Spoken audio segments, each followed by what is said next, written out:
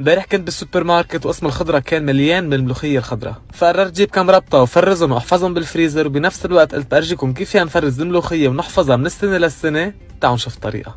طبعا رح نبلش اول شي وننقي الملوخية ورقة ورقة، بدنا ننقيهم، وبعرف انه شغلهم بياخد وقت، فان شاء الله يكون عندكم حدا يساعدكم فيهم.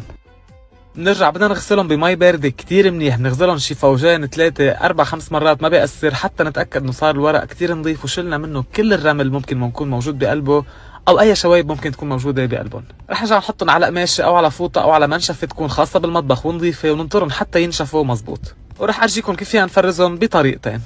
لأول طريقة رح نحطهم بقلب طنجرة فيها شوي من الزيت ورح نقليهم. أنا أخذت نص الكمية، حطيت بقلب الطنجرة شوية زيت نباتي ورح نرجع نقليهم حتى يصيروا بهذا الشكل اللي عم تشوفوه انتو قدامكم. لونهم بضلوا أخضر بس بنفس الوقت بكش حجمهم، وبنقدر بعدين نحفظهم. الطريقة الثانية هي نفسها، الورقة الخضراء الفريش من بعد ما نشفت ما بنقليها ولا بنعمل فيها شيء، بنحطها بقلب كيس وبنسكر الكيس كثير منيح، بنشيل الهواء منه وبنحطها بقلب الفريزر.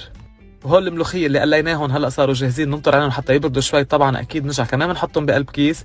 طبعا فيكم تقسمون انتم كذا طبخه، فيكم تقسمون حسب قديش بدكم طبختكم تكون كبيره، بتقسمون على كذا كيس على كذا طبخه. هالقد الخبريه سهله وهالقد الخبريه مش معقده ابدا. خبروني مين منكم بحب الملوخيه وكيف عبالكم نطبخهم بلحمه او بدجاج او ملوخيه.